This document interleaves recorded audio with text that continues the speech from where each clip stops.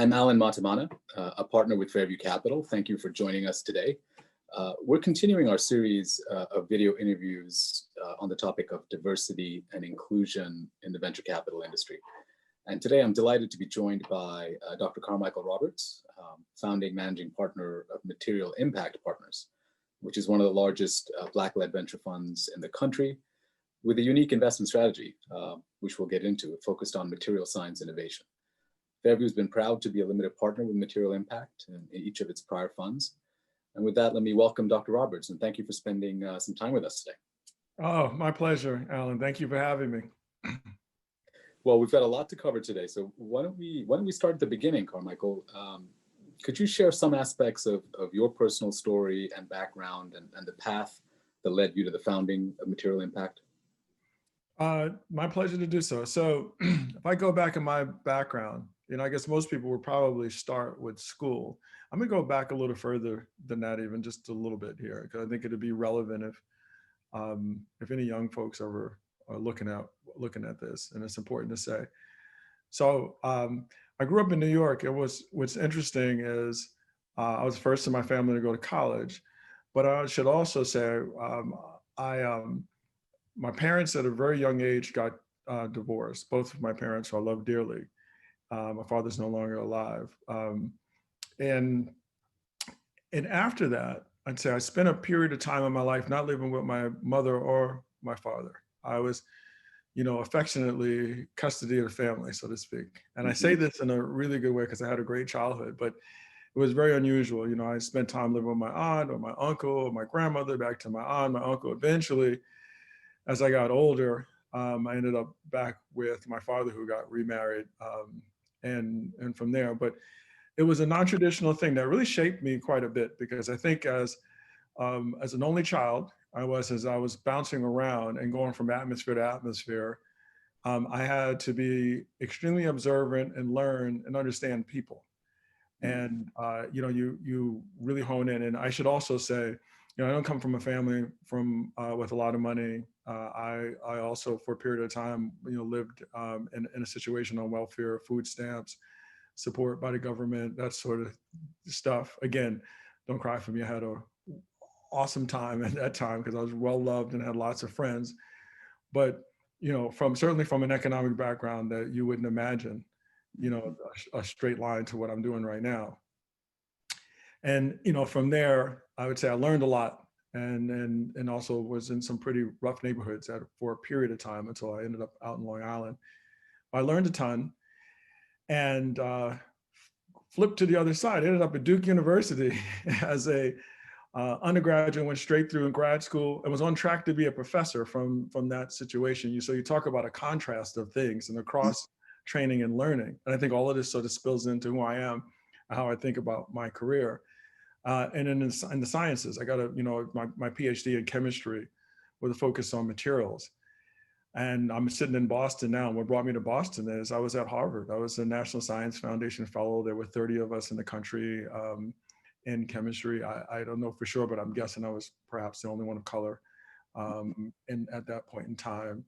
And even in the chemistry department at Harvard, out of 400 or so students and so forth, there were definitely less than 5 of us who were of color. So, that situation, loved it, by the way. Had a phenomenal time all the way through my, PhD. Of course, there's all sorts of stories I could tell of bumps in the road, but overall, really a great time. And met one of my closest friends in the world, George Whitesides, who is, he was my mentor and advisor, and now just a wonderful dear friend. For many years, we started several companies as co-entrepreneurs together, and eventually got into the venture business, where he and I have stayed really close together. So that's a bit of my background. I should say, fast forward from being an entrepreneur, learning how to be CEO of companies. I did that. I eventually backed into venture capital because I have this, unusual thesis in material science. I have this, unusual first name in Carmichael that people will remember you. And I think the venture capital community remembered me. And just in general, I made some very good friends in venture. We worked on companies together that they backed and eventually recruited me into Northbridge Venture Partners, where I was a full general partner there, coming in and learned the basis of the venture business there, and then later started Material Impact. So that's in a nutshell a lot I can fill in there, but I did want to start off with my earlier days. No, yeah.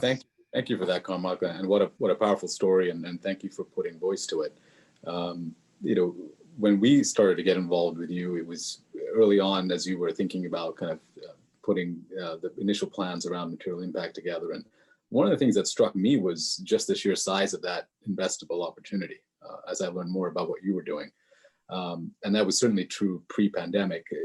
How has that strategy fared and or evolved subsequent to the pandemic? I'd love to hear how that's played out for you. So it's probably good for me to level set the strategy itself. And thank you, Alan, for saying that you were intrigued by the size of it. So when you look at, if you just look at even the last, say, 200 years or so, which sounds like a long time, but it's not. And you look at different, times in the world where you've seen a revolution of such, or whether maybe it's an industrial revolution or some kind of commercial change or adoption of something that's fundamentally new and transformative.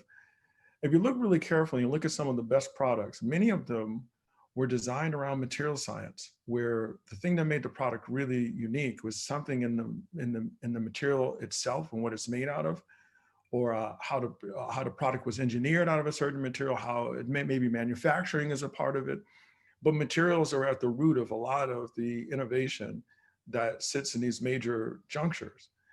And I spotted this, even as the reason I didn't go into academia, I said I was on track to be a professor. How in the world did that not happen after being at Harvard and having so much support?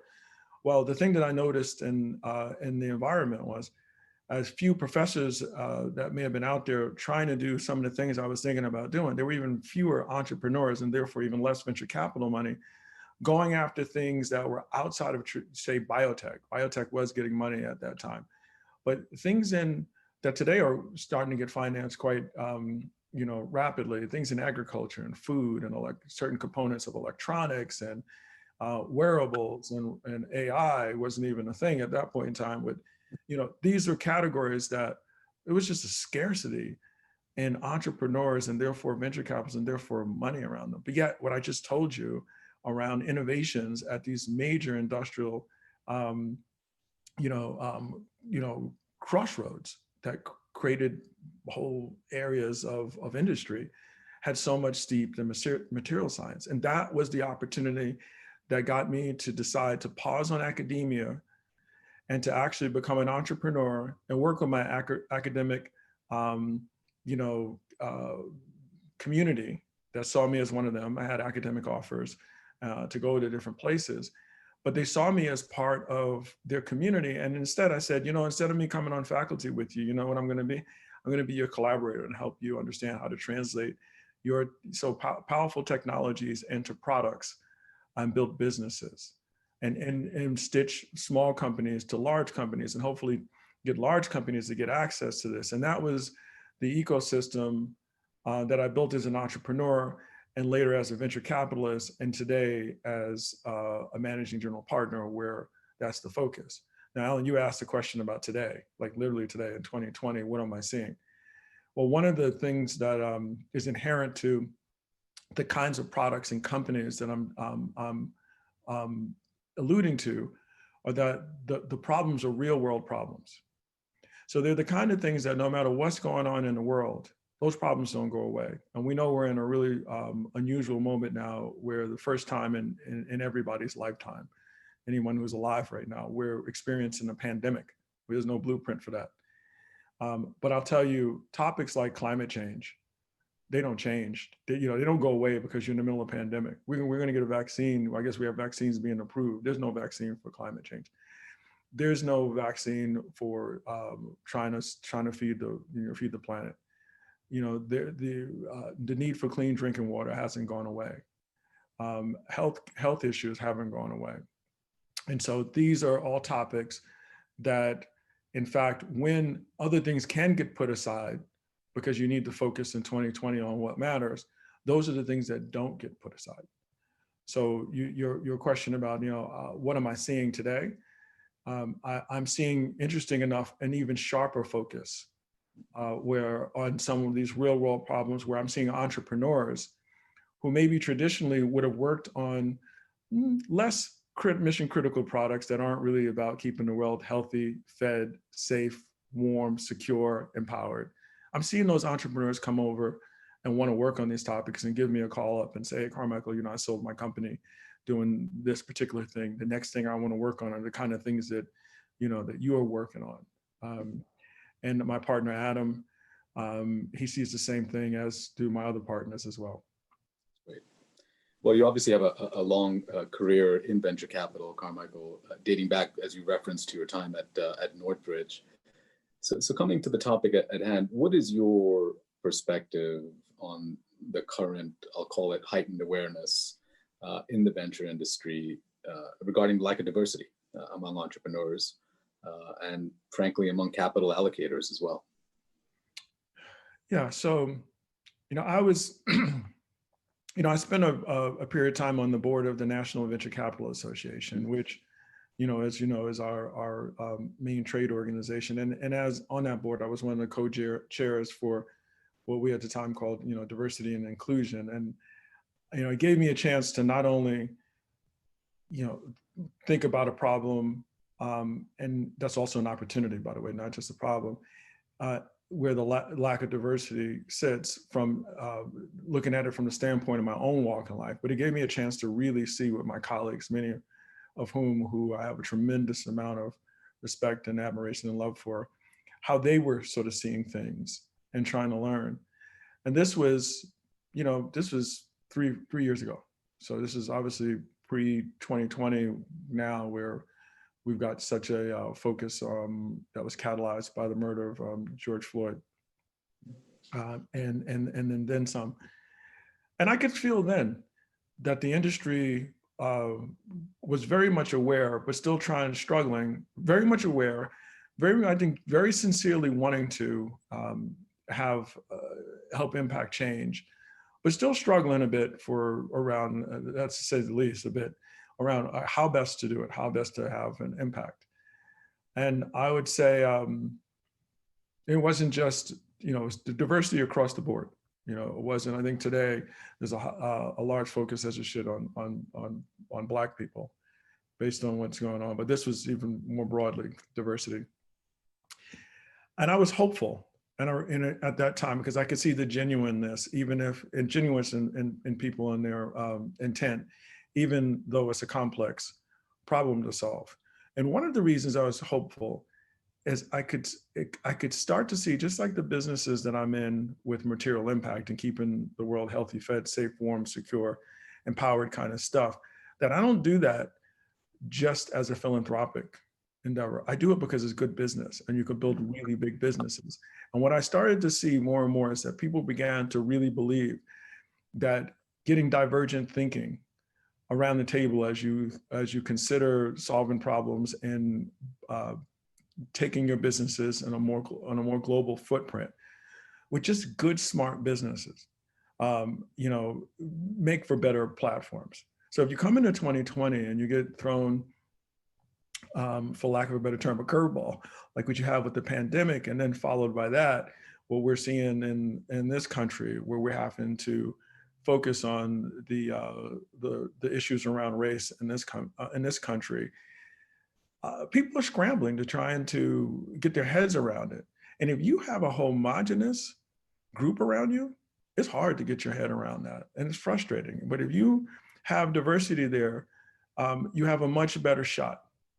And those are the kind of things that pop up, and you say to yourself, man, I need to make sure I'm tooled for the kind of thinking that I need to do to combat anything ranging from a pandemic to a huge societal issue around race-related stuff and injustice in the U.S. And so I'm seeing, coming back to the venture capital industry and entrepreneurship in general, I have never seen so much activity. It's not even close. It's literally exponential. And what I think was particularly interesting are the repeat phone calls that I get, not just the one phone call, but the, hey, I told you I'm doing this. I would like to bounce this off you, Carmichael. What do you think about this? And so forth. And I'm not saying that they're all going to work, but I see a difference. I hope it stays that way, but I definitely see a difference. Well, one of the areas in which you certainly can control impact around this is within your own firm. And just from the outside in, it appears, correct me if I'm wrong, but you've been very intentional about how you've built out your team, ethnic, gender diversity, but also diversity of thought and kind of cognitive approach, clearly in the backgrounds of the people you've attracted. So is that a true statement that this was intentional, and how is this translated to competitive advantage for you as a firm? It was absolutely intentional. It was just sort of my general walk of life. I come back, I told the story of my own history. When I was living in Queens and Brooklyn, just more specifically, when I lived in Cypress Hills projects, it was all Black and Hispanic people there. That's all I saw and knew. When I moved to Long Island, we were in a program that we were vastly the minority, and I was, for the first time, around so many different cultures. It was like fascinating, and I got immersed in that. And then obviously, when I go into higher level education, it's you even see yet a different type of people around that. And I think one of the advantages that I had in that walk of life was to be very comfortable around all sorts of people and to maintain that constant diversity around me in my everyday life, whether it's in my personal life or in my professional life. So fast forward to material impact. When you begin to think about what matters most in picking your partners, you want to pick people who check the box and all the obvious stuff. They understand your thesis, they're smart, they work hard. But then you begin to go a little bit deeper. You want to find people you want to spend time with, ideally. I have to say, you've got that at Fairview Capital. I know for a fact, because I hang out with you guys when I come down to Connecticut, and I could see it, when we go to lunch, right? And you can feel it. You can tell when it's there. And that's what I wanted to build at Material Impact, which means, I want to kind of grab from that ecosystem that I'm close to. If that ecosystem is by nature diverse, it's not surprising to me that we have a number of women who are partners in my firm. It's not surprising to me that I'm not the only person of color in my firm. It's not surprising to me that my co-founder, Adam, is from Egypt. He was born outside the U.S. So when you think about it that way, it's the ecosystem that I sort of had in place, which was intentional. And I want to say the difference between intentional to engineered, there's a little bit of a difference here. Engineered sometimes comes across as, I'm doing this deliberately, almost like surgically and unnatural. There's a difference between that and intentional. Intentional is, in my own, definition of my intentional is like, I intend to be close to everybody and anybody, no matter what the background is, and do my best not to have bias that's in the way. And if I have that and I'm intentional about that, then the world that I'm around is going to naturally be diverse, including my firm. So from that standpoint, but to be clear, Alan, my intentionality wasn't, I'm going to have two women, so we're going to get Elise and Corinna. I'm going to have another Black male, so I'm going to go get Sydney. And I'm going to go get someone like Adam, who's both ethnically and geographically diverse, and that's what I want, one of each and two of this, and it wasn't that prescriptive, right? It's just, but what preceded it was intentional. That's great. A lot of your sourcing, Carmichael, comes from academic, research institutions. You've sourced technology from some of the greatest institutions in the country. We know that academia sometimes has a diversity problem when it comes to STEM in particular. So how is that factored into your sourcing, that challenge of increasing access to capital for diverse entrepreneurs in the areas that you source from? Yeah. So it's interesting. My commitment to diversity as it relates to what you're describing, where you're looking at academia from the professors down to the students, it even extends well beyond what I'm funding. So I'll just tell you, I have my own, it's a couple of things to tell you. I have I actually haven't shared this with many people, what I'm about to say. I have a goal that I have every year of meeting 100 new young people that I haven't met before. And it doesn't count if I sit in front of a classroom in a, at a business school and count that. It has to be a meaningful one-on-one interaction where I'm listening to their questions and I'm answering them in a way that they're getting individual attention, and I, put that person's name down in my, so I try to go for no less than 100 a year of these, right? Which is a certain level of frequency. And I would say 80% of them come from academia. So, and I'm doing that all around. And by the way, that's every ethnicity, every gender, every whatever, there's no filter, but you better believe on there, back to my general principles, I am going to spend time at an HBCU, historically Black college, which means I'm going to make sure that I'm not just at the Harvards, the Dukes, and the MITs of the world, places where I'll have degrees from each of those institutions who I think are amazing. By the way, I'm going to spend time there too. I'm going to go to large universities that are state-based universities, where the numbers, the percentages may be one thing, but the numbers are large. And so within that, on the student side, I find myself, linking up with students of all sorts of ethnic and diverse backgrounds, gender, and so forth. And then I would say on the professor side, I'm in myself, you said it, Alan. I mean, there are fewer people in the industry doing what I'm doing who happen to be Black than there are in academia. So I often get connected, thank goodness, to people in academia where someone will say, hey, there's this phenomenal, this is a more recent one, by the way. It's a real example. There's this phenomenal professor down in the mechanical engineering department at Georgia Tech. You got to meet Sam Carmichael. Sam hasn't done stuff much commercially, but he's done a lot with the government. You will get along with him great, and you can be helpful to him. Oh yeah, put me in contact with Sam.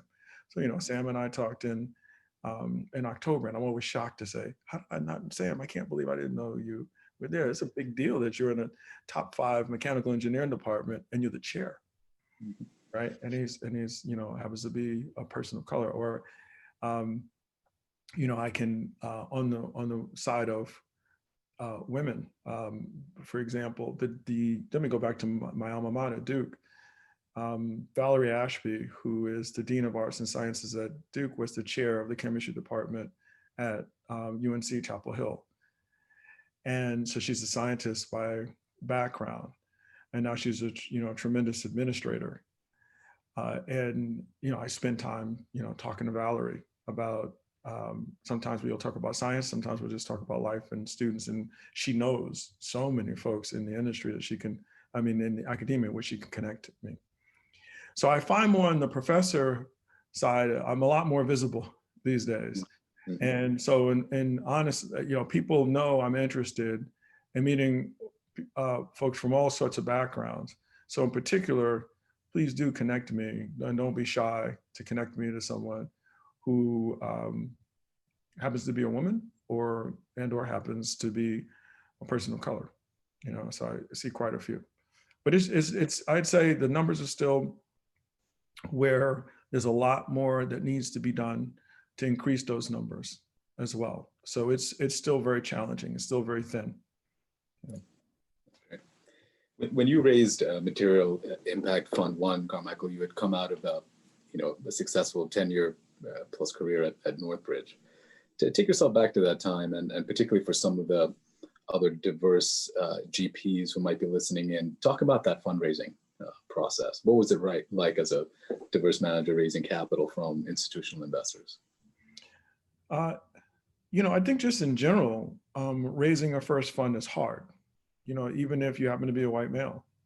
So let's first just say that, so already you're just wading into an area where even if you happen to represent what 90% of the industry looks like, or whatever, percentage is that high, it's non-trivial. And so, but then if you layer onto this, the fact that I've got an unusual thesis, maybe let me say even affectionately weird, in the sense that the literal definition of weird is is unusual and different, and like, whoa, that's a weird item. I think it's weird in a good way. I have an unusual background. I'm not even though I've been an adventurer for a while, like I said, I'm a scientist entrepreneur, so I'm not a finance guy. And then to your point, Alan, I'm a Black man who certainly when I walk in the door, it doesn't look like who you're used to seeing.